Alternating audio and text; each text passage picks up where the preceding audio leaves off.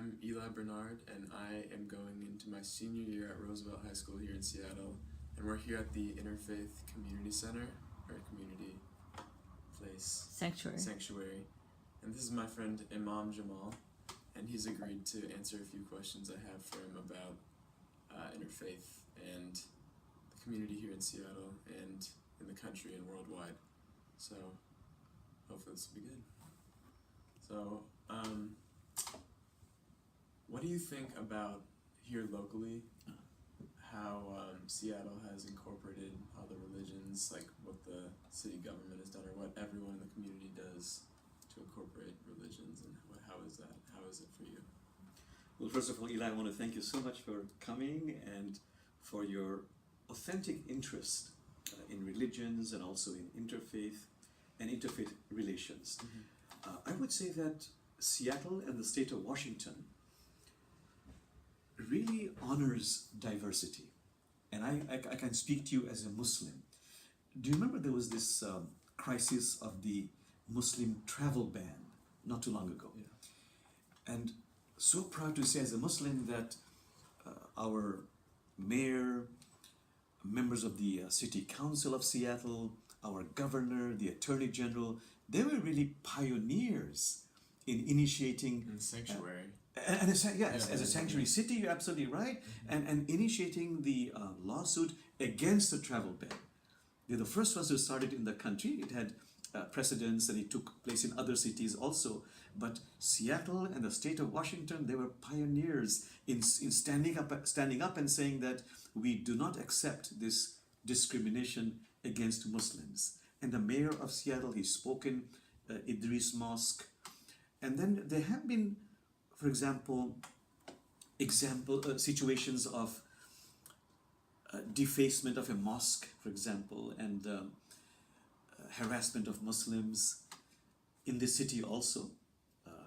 But every time that has happened, it has been countered by an extraordinary outpouring of love and support, not only from the city and elected officials, but from the general public. Yeah. So I feel very lucky as a Muslim to be in this city and in this state. I gave you a long answer to a short question. No, that's great. Thank you. So you feel comfortable in Seattle? Yes, but maybe we're living in a bubble. I don't know. But that's how it feels right here. That's how it feels. Yes. I forgot to ask you what your definition of interfaith was.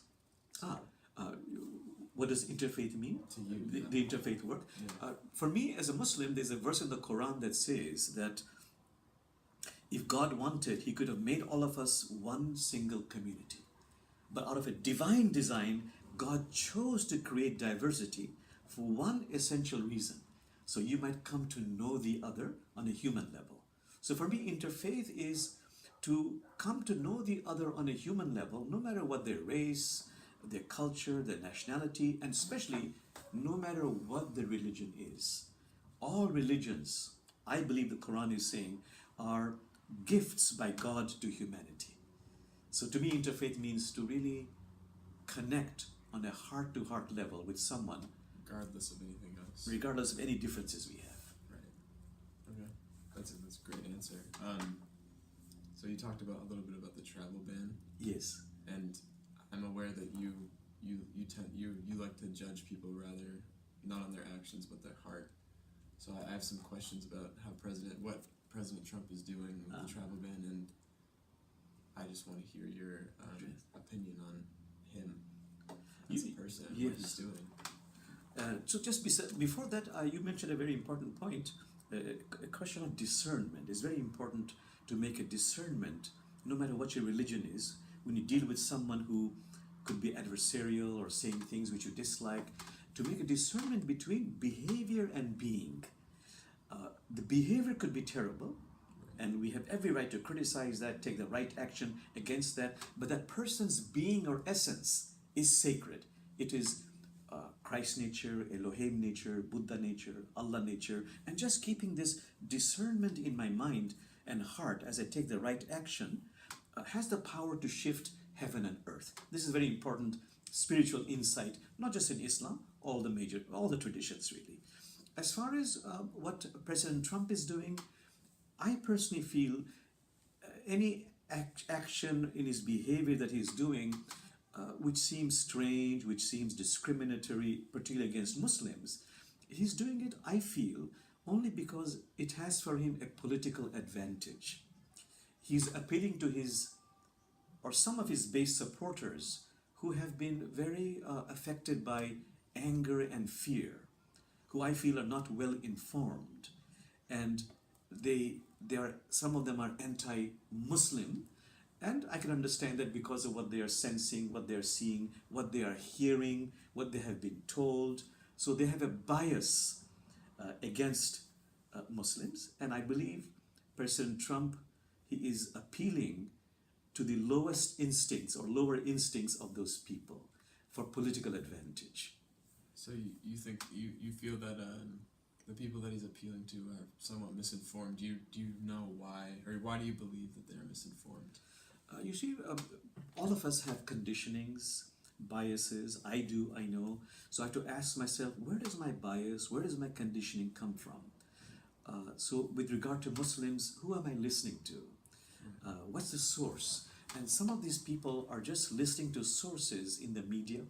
It could be television, could be radio, could be the print.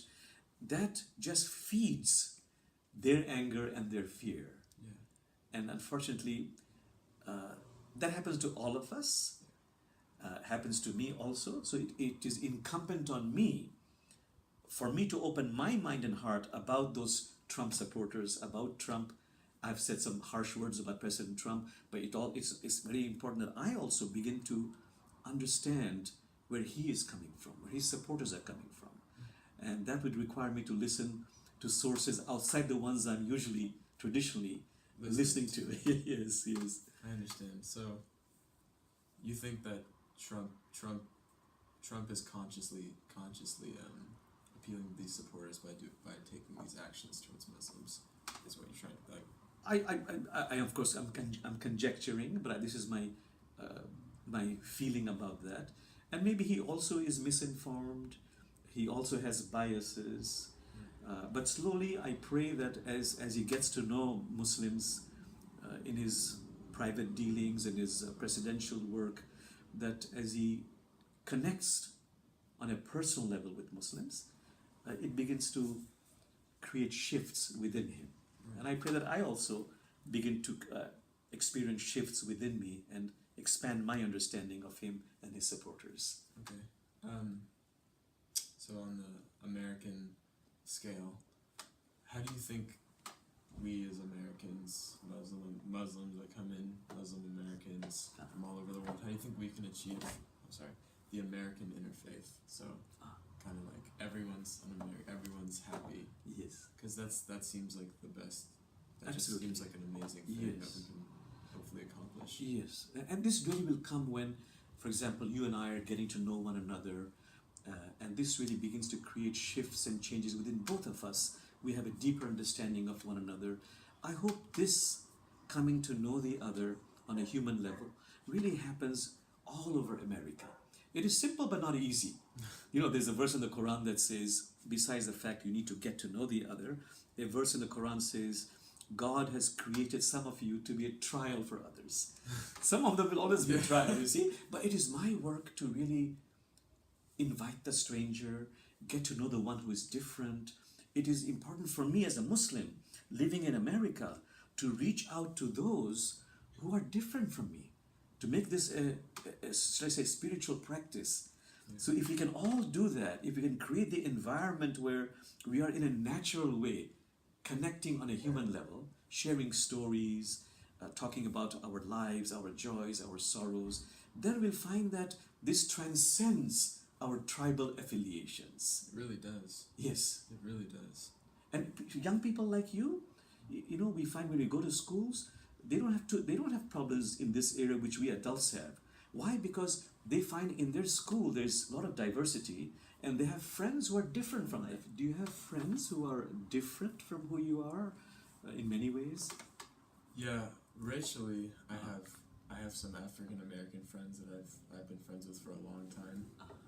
Asian American, Filipino, and I, like you said, I connect with them by talking to them and them telling me about their stories.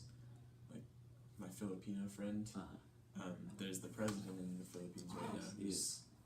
I wouldn't call him oppressive. I don't know much about him, but he seems to be pretty disturbed about that, about his occupation in the Philippines. So it's cool to hear their struggles. Yes. I get closer. I'm I love them. Those are the guys that I love to hang out with, and girls too. All races, religions. That's beautiful. Genders, yeah. Yes. So that's the way to go. I mean, what you're doing is something that we adults need to go beyond our tribal affiliations and really bond with the other who's different. Thank you for doing that, Eli. Thank you very much for doing that. No, it's my pleasure. No, it came naturally though, through diversity. I think my dad or my father, he works at for the King County, and he runs events that try to get people down in SeaTac, southern Seattle, where there's more minorities. He does job fairs and stuff like that, and I think it's great because it gives a ton of people jobs and opportunity, and it's not just giving them money; it's just giving them experience. And he was down in SeaTac doing a job fair for African American women that wanted to get into engineering, and he'd been planning it for so long, and then he got there, and there was a basketball tournament with 1,000 people, and he came home and he was like, the job fair was a success. There were so many happy people. There was a basketball tournament, and for the first time he said, I was the minority. I see. He said it felt amazing. Oh, wonderful. There's a wonderful saying in Islamic spirituality: may we all come out of the circle of time and enter the circle of love. So you are creating that, your father is, I'm sure your entire family is. So I really, again, I salute you for that. And may this be a good model for all of us. It's not as hard as people make it out to be at all.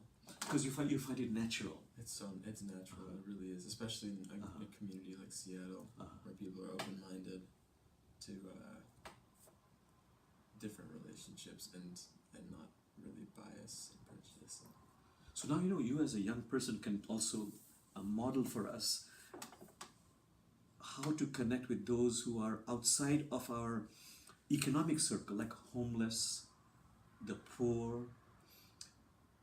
Can we really go beyond our biases, our stereotyping of them, by getting to know them? So I'm making it a point, for example, to slowly not just give something to the homeless, but really realize that we have a kinship of spirit.